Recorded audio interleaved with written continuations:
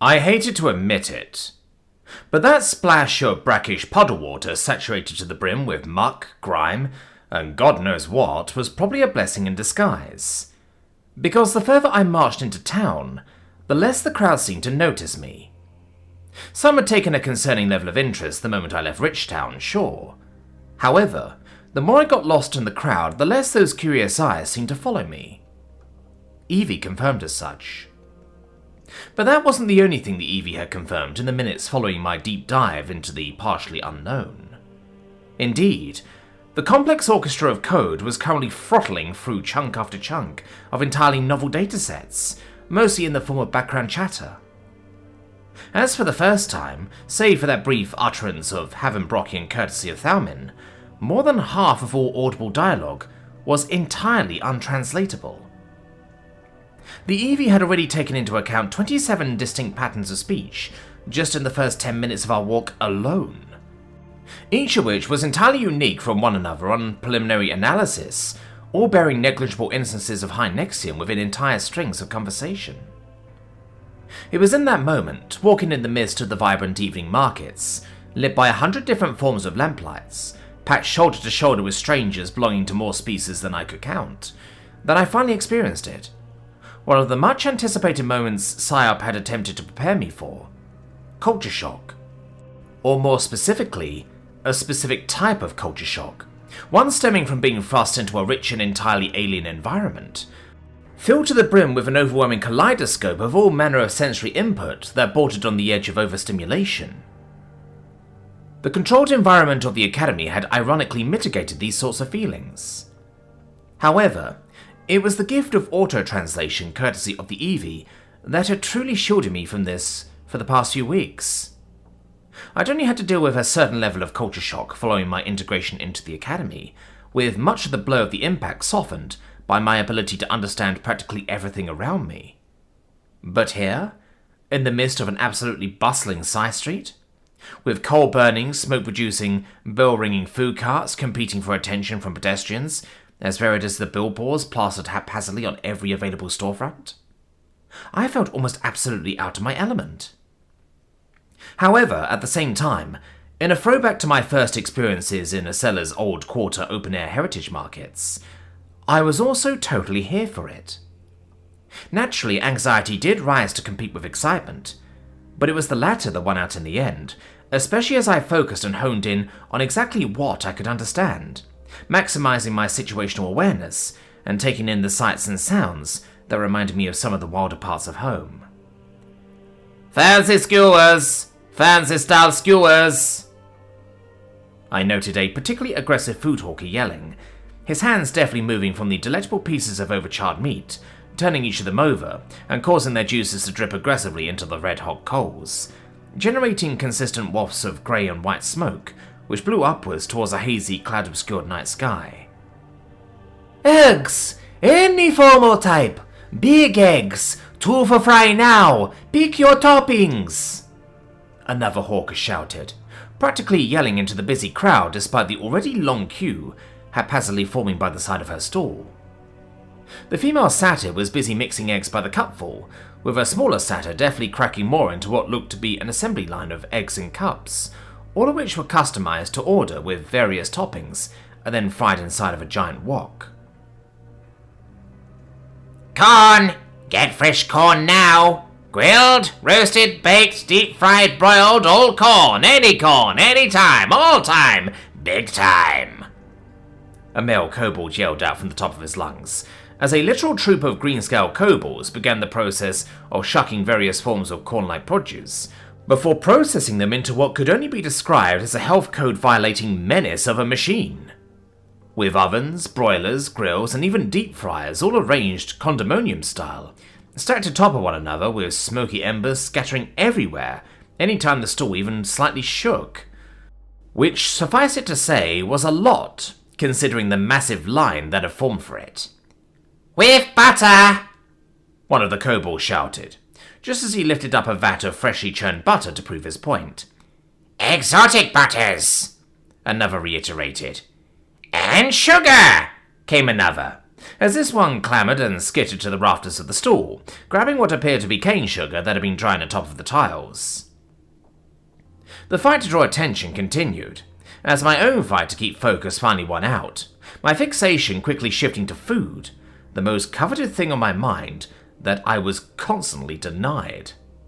Because with each step I took, my mind had anticipated some form of sensory feedback, in the form of the charred smell of slightly burned meats, the eggy smell of freshly fried omelettes, and the rich and sweet assault of buttered sugary corn. However, I got none of that. As through stall after stall, all I smelled was that metallic-infused sterilized air. The same air you smell in hospitals and decontamination centers. Not even the less intense version you get on smaller ships and stations. I'd gotten used to it by now. But it was in these moments of sensory dissonance that I was acutely reminded of what I was missing out on. And it sucked. Regardless, that sense of suck did help in narrowing my mind's eye as I started looking out for signs and symbols that were recognizable as medical centers. The Nexus, thankfully, seemed to have the same idea as Earth, in that they actually standardized the symbol for healthcare facilities. Which made sense, given how the literacy rates amongst commoners was probably an issue, if historical anachronisms were anything to go by. A simple, easy-to-recognize symbol was vital in allowing people to quickly access services even if they couldn't read the signs. I think barbershops started that trend with those red, blue and white poles, I thought to myself, as I came across the first clinic on the map. So while back home the symbol was often either the Red Cross or one of those ancient Greek staffs, in the Nexus it often seemed to come in the form of a simplified version of a potion bottle superimposed against a shield. With a deep breath, I pushed open an oak door with one of those very symbols, revealing a small, somewhat cramped reception area, with a few wood-weave chairs, and some sturdy but improvised-looking wooden stretchers strewn about. A single chair was currently occupied by a rather impatient-looking elf, the man appearing seemingly fine and relatively well-dressed from my vantage point. However, stepping forward a few steps revealed an entirely different picture, as his other half was entirely scorched, looking as if he'd been the victim of some highly specific targeted attack that had managed to singe one side of him, but not the other. The man craned his head up, noticing me not just by my physical presence it seems, as he began clenching his nose at the smell of the cloak, no doubt. "What are you?" "Report. T201A, 52% approx. Looking." "At stranger?" "Sorry, just passing through," I quickly apologized, before turning towards the Eevee to quickly tackle some important internal housekeeping measures. "Eevee, do me a favor and just remove all of the error annotations for anything that falls under error code T201A, please. I don't need the code popping up every time we encounter it. It's getting a bit messy to read the subtitles. Just highlight it in a different color or make it bold or something to integrate it seamlessly, alright?" "Acknowledged," the Eevee confirmed with a beep. With an internal nod of acknowledgement, I began taking a few tentative steps towards the only service counter in the room, staffed by a tired and anxious-looking elf. Her eyes widened the moment she looked up from her ledger. Her mouth hung agape as she barely got a word out before the Eevee managed to figure out what she was saying. No trouble, please, no trouble. Tell Lord Mayor, we're not ready for special tax yet." Alarmed, I immediately raised both hands in an attempt to calm the elf down. Whoa, calm down. I'm not with the Lord Mayor or anyone, alright? I'm not from here at all. I've come from out of town and I'm looking for a friend." Suspicion soon replaced the panic within the elf's eyes as she nodded warily. "Who are you looking for, stranger?" She spoke slowly this time, clearly in an attempt to match the exclusively high Nexian vocabulary I was consigned to. "Is there anyone by the name of Reela in your care?" I asked simply. To which the receptionist began scanning the ledgers in front of her at a frantic pace, flipping through 3 pages, before turning to me with a shake of her head. "No, sorry," she replied anxiously. "Alright, try trade apprentice Lartia Civ." I spoke under a strained breath, I'm comfortable with using her name under Lord Lartier. Trade Apprentice Lartier Civ, the receptionist parroted, going through the book, before replying with the same shake of her head. No, biggest apologies. I wasn't going to take this line down, however, so I continued to push. Would you mind me taking a look around your wards? Just a quick walk? I asked, in the nicest tone I could manage. I just want to be sure, is all, I quickly added with a smile. This seemed to garner the opposite intended effect. As the receptionist's face contorted to look I could only describe as polite panic, the elf proceeding to crane her head left and right before nodding briskly. Okay, please, hurry and don't disturb, she stated, in between gasps for either clean air or nervous breaths. Will do, I acknowledged, as the receptionist led the way through the maze of what I could only describe as cramped, boxy, and borderline congested public and private wards. Everything I saw here matched the sort of setup seen in the healing wing at the academy, though of course less premium. And just like in the healing wing, it seemed as if the magical analogues to modern medical equipment was a fair bit sparser, instead of relying on physicians to do most of the monitoring work. Though, admittedly, they did seem to do a pretty good job, as despite the congested atmosphere, there was a distinct lack of suffering.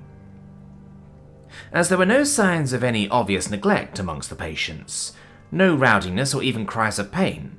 Instead, everyone just seemed to be waiting for whatever magical IV treatment they were hooked up to be done. That and the long line of patients with plastered up limbs, presumably for broken bones that were now just waiting for time to do its thing. However, despite this eye-opening field trip into the lives of the commoners within the care of Ellis's medical system, not once did Reela's bracelets show signs of activation. So after a good 5-minute lap through the small townhouse clinic, we finally looked back into the reception area, with nothing to show for it but a nervous and terrified-looking elf. Thank you for your time, I acknowledged, handing her a gold coin, which she pocketed discreetly and without question. It was honestly a bit concerning how practiced she seemed to be at doing that, but I didn't think too much of it before leaving. With a sigh and a fleeting feeling of anxiousness over this whole quest, I turned towards the Eevie's little avatar with an expectant look, a map soon forming across half of my HUD as a result. I'm so glad we mapped the town out that night, I spoke inwardly, indirectly complimenting the Eevee as I began following the highlighted path towards the next clinic. Correction, there were 2 unique instances in which the town was mapped. The first, during the warehouse incident, and the second during the Phoenix incident. Yeah, that explains the quality of it. Thanks, Eevee. Acknowledged. It took about a brisk 7-minute walk before we reached the next clinic. On one hand, I was genuinely surprised as to how close the 2 clinics were to each other. But then again, that relative proximity made sense, given how your primary mode of transport here was limited to your own 2 legs. On the other hand, I couldn't help but to worry once again, as I hoped that this visit would mark the end of tonight's quest. 10 minutes later. It didn't. Alright, how many more do we have marked on the map, Eevee? 5, Cadet Booker. Oh joy, this is going to be cutting it close to curfew, isn't it? I calculate at current rates 1 hour and 40 minutes, Cadet Booker. Nearly half of that is travel time, I imagine. Correct. Right. Then let's book it. Nexus. The Crown Herald town of Elisir. Central Commerce District. Just outside of His Eternal Grace's healing center. Local time, 1950 hours.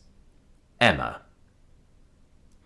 You have managed to accomplish the objective within 1 hour, 9 minutes and 22 seconds, Cadet Booker. Congratulations. I wouldn't say accomplished, Eevee. I managed out between breaths, as despite not actually going full book-it Booker for fears of inciting the same public panic as on that fateful night, the combined pressures of intermittent speed-walking and the looming fear of the curfew was enough to leave me breathless. We didn't find Reela, I stated plainly, as I took respite amongst a few shady loiterers in similar states of raggedy waterlogged dishevelment. The small half-alley, half-alcove felt like the edgy kids' corner at school all over again, except instead of anachronistic era swap fits, this was the real deal.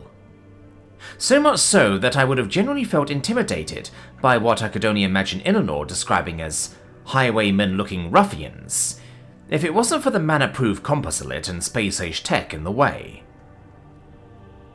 Marking Objective D as ongoing and temporarily on hold. Actually, wait, I objected suddenly. There's one more place we can check out. The one place that might actually be the Professor's first choice for medical care. The Academy's Healing Wing. Acknowledged. Marking Healing Wing as the next primary destination, the EV quickly corrected, prompting several more optional side objectives to come into view. Cabbage Merchant? Yeah, we do have to do good by him, but I think the language barrier plus the lack of cash on hand is going to put a dent in those plans. So let's push that aside for the next town trip once I get both points in order. Acknowledged. Alright, the search for the missing drone is another big one, but I don't think we have time tonight for that one. Acknowledged. And... oh, okay, we might just have enough time for this one, I exclaimed, using my eyes to rapidly click at the bottom item on the list. Let's try to find ourselves a commoner dictionary. Acknowledged. With a nod and a sudden skip, eliciting the unwanted attentions of a dozen or so shady-looking hooded rogue types, I began marching my way back into the bright lights of the evening market. I felt a few concerned eyeballs turning towards me almost immediately, though once again they seemed to shrug me off as soon as I blended back into the crowds. Keeping a low profile was strangely easier than I expected. Though once again it probably helped that the place was packed, as pedestrians dressed in everything from torn and tattered tunics to rich and flowy capes, robes, and even full Eleanor-like ensembles rubbed shoulders with one another. The density occasionally got worse when carts full of fresh produce drove right through the streets, as there was little in the way of delineation between the sidewalk and the road, unlike in Richtown.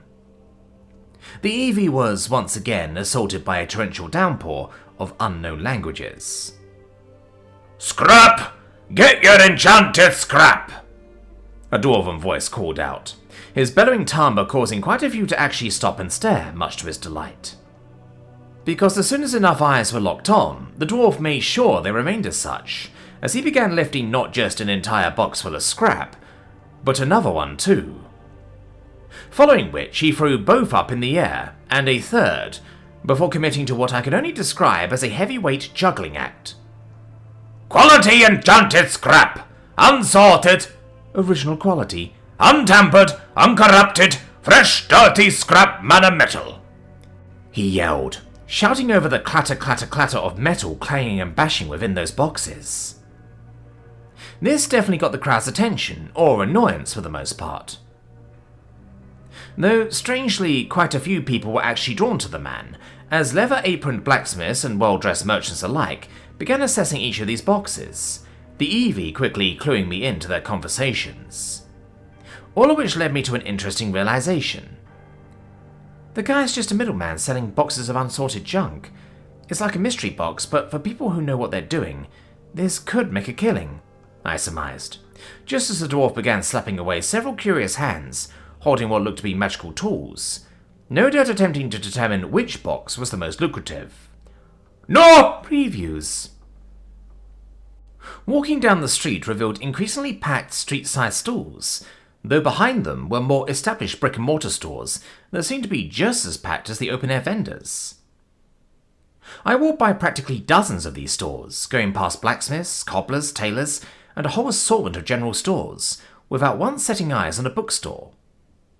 However, in the midst of my search for something resembling a dictionary proprietor, my eyes landed across a roughly translated piece of loose dialogue that didn't seem right. I understand the difficulties, however, I must warn about the risks. You are still a rentalized realm citizen, working under my noble sponsorship. Should you wish to naturalize, then you will immediately lose your rights to commerce in the Nexus. Understand that this is not a threat, But, warning. And it wasn't because of the conversation itself or its context. No. It was because of exactly who the speech was tagged to. A72. Etholin Asila. Evie, are you sure you're reading this right? Why would Etholin be here? And how would he be speaking Common or Low Nexian or whatever it's... I immediately addressed the Evie, who responded with a series of loading bars, prompting me to trail off as I instead shut up to hear its response. Suggestion to operator. Make use of your optical sensors to confirm self-reported errant data readings. I couldn't help but to sigh at that digital sass, before doing as instructed. Stepping into the store in question, what looked to be a carpenter's workshop, the Evie's readings were immediately validated, as I was met with a familiar face. One that seemed just as shocked to see me before attempting to regain some composure by clearing his throat. Cadet Emabuka? He stammered out. Yeah, in the flesh. Or the metal, I suppose. I responded awkwardly, reaching a hand to rub the back of my head, pulling down the soggy hood in the process. What are you doing? He paused before shaking his head. Well, I suppose it doesn't matter. I must compliment the forces of fate for finally managing to secure our well-overdue meeting. The little thing beamed out, trying his best to maintain whatever persona he was using with the other fairy-like person that stood behind the counter. Discuss this later. Etholin. He turned to face the man, who bowed deeply in response. I'm really sorry about this, Etholin, but I'm in a real rush to get back now. It's almost curfew, and I was... Searching for something in town, I imagine. The ferret squeaked out, his tone of voice landing somewhere between his usual skittish self and the more confident, business-savvy one that he seemed to naturally trend towards amidst commoners.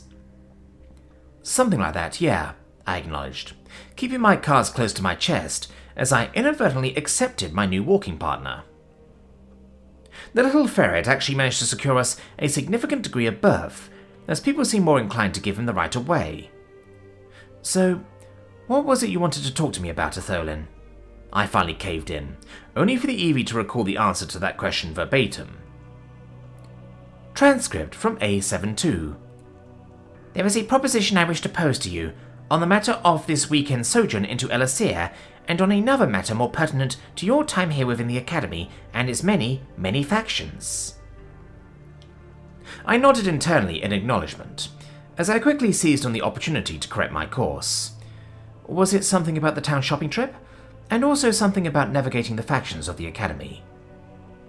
That seemed to shift the ferret's features from nervous politeness to a more positive skittishness, as he nodded fervently. Yes, you are correct on both accounts, Cadet Emabuka. He beamed, shaking with excitement. Oh, I am so honored you remembered. Yeah. I addressed that latter point with another rub of my neck. Well, I guess that first point's probably moot now, considering the town trip's already over. Not at all, Cadet Emabuka, he interjected nervously.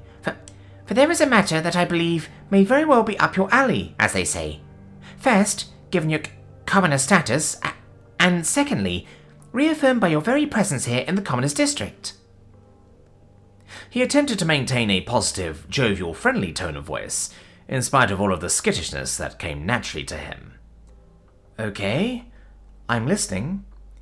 You may have assumed that my attempt to parley on the matter of the town shopping trip, as it were, was a result of matters of pure commerce or finance, yes?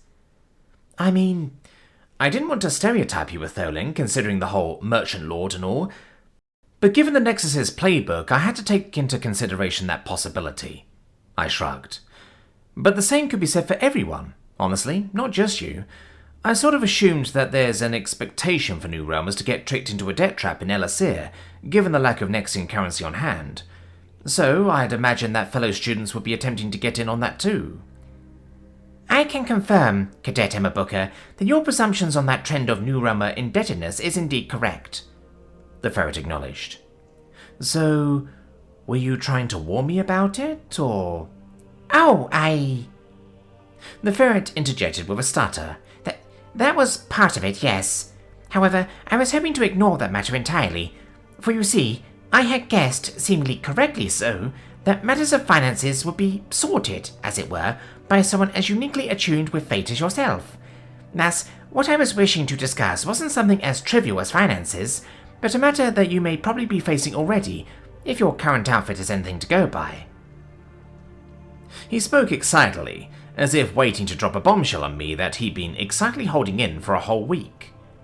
"Okay, don't let me stop you there, Etholin."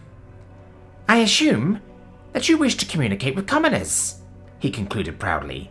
"You, a seeker of knowledge, an extension of the library, a commoner in and of yourself, and clearly an astute scholar of linguistics, considering your impeccable command of Hynexian, would obviously be seeking to expand your knowledge by diving into an avenue few nobles would ever consider of delving into." I had to do a complete double take of that conclusion, because in spite of landing dead center on the subject of my side quest, his reasons for getting there were also honestly compelling. And to an extent, he was right. If it wasn't for the whole push to find Reeler, I would still have attempted to bridge the communication gap. That was an integral aspect of the mission, after all. To collect, analyze, collate, and process any and all information, social, cultural, political, and then some. Language was the facilitator for all of that. "I do hope I'm not being too presumptuous here, Cadet Emma Booker," Etholin offered with a worried smile. "I simply garnered as much from the impromptu speech you gave to the year group during the emergency assembly. You expressed a clear intent to learn and to bridge cultural boundaries. Language is an integral part of that." So, the ferret really was listening during my spiel. Did one of my speeches actually get through to someone? So, you're offering your services as that bridge, I'd imagine. I cocked my head, once more earning a skittish nod from the ferret. Yes, if that is, of course, acceptable. I do apologize if I seem to be overstepping my bounds, or—" "No, Etholin, you're really not," I interjected, offering the nervous noble as reassuring of a tone of voice as I could muster. "If anything, I'd be more than happy to discuss this with you, as I am, in fact, in the market for something of a translator." This caused the small noble to grin widely, as he began tip-tapping both feet now, practically skipping in his strides. "So, let's start with the basics. I assume that since there's a high Nexian, there's probably also a low Nexian for commoners, and that low Nexian probably isn't one unified language too, but a blanket term for hundreds of dialects?" "Correct, Cadet Emma Booker, though only partially." "Oh?" "There are, in fact, tens of thousands of dialects." "Oh." The Transgression Academy for the Magical Arts. Grand Concourse Terminal. Local time, 20-25 hours. Emma. "I'm sorry to ask you this, Etholin, but what exactly do you hope to gain from promising me all of this?" I finally shot back, just as we exited the portal mere minutes before town curfew. "As I said before, Cadet Emma Booker, I am a fair individual. I wish for this relationship to be balanced, respectful, and as a means of easing your worries, transactional." My brow quirked upwards at that last word, as I stood there, hands on my hips. Etholin, I'm not sure if I'm misinterpreting some important cultural context here, or—" "Oh, that was not the intent of my—" the ferret began, before quickly doing a complete reassessment. "What I meant to say was, I wish for our relationship to be one of mutual transactions, where I offer my services and aid, and where you likewise offer certain services, aid, and perhaps promises." "What specifically are we talking about here?" "There is quite a lot I wish to learn of your realm, and likewise a lot that I believe can be garnered by relations born of trade and commerce. Strictly speaking, despite the stigma associated with new realms, and indeed with a race consisting of primarily weak-fielders, I still believe there is much to be gained," he offered brightly. "All right. There's going to be a ways away, Etholin, and while I'd be more than happy to share more about my realm, anything tangible with regards to trade is going to require forces beyond my powers to promise." I paused as a light bulb moment hit me. "But that's if we're talking about trade between realms. Local business endeavors, on the other hand, are definitely on the table," I quickly added, realizing that I probably just had a way into the Elisir market. "That's understandable," Etholin nodded. "Though there are also other exchanges I wish to propose. Namely, in the realm of aid in Professor Chiska's physical education classes, as well as perhaps a form of solidarity in similar curricular and extracurricular based activities. Oh, school stuff? Yeah, I'd definitely be down for helping you with physical education stuff for sure, Etholin. I nodded confidently, though you're going to have to clarify a bit about exactly what you mean by solidarity. Term. A series of brassy trumpets interrupted our conversation just as we entered the grand hallways proper. The source of this sudden interruption was, coincidentally, the source of a lot of my disdain. What I could only describe as a literal parade float began parading down the hall at a leisurely pace, taking up almost the entirety of the walkable space. Atop of it was none other than what was quickly becoming my arch-nemesis, Oris Ping, with Lady Ladona standing behind him, splaying out her colourful wings as if to garner even more attention than she already got normally. Make way! Make way for the class sovereign-to-be! Make way for the class sovereign candidate! The ball's most ardent supporter, second only to Ladona, announced with a level of righteous bombasticness, punctuating the deafening festival music that was fittingly as obnoxious as the man they serenaded. So, this is what you were alluding to? I turned to address Etholin. However, before he could respond, another series of royal trumpets echoed from the other end of the hallway. As to my horror, yet another parade float began barreling down, this one occupied by none other than the teacher's pet, Quivratom. However, instead of the over-the-top grandeur of Oris's float, his float seemed to be just a little bit more reserved, though that wasn't really saying much when it came to the Nexus. Move aside! Clear the way for the class sovereign candidate, Lord Quivratom, the peer above peers, incumbent lord of highest score. Rostario's shrill voice echoed throughout the halls, as he led the float atop of a floating cloud, his hand twirling a diamond-studded baton. It was at that moment that the active map display suddenly turned orange, indicating that there was now no way out, as both floats were on a slow, meandering collision course towards the centre of the hallway, and the two bystanders currently in the way of it all. Us.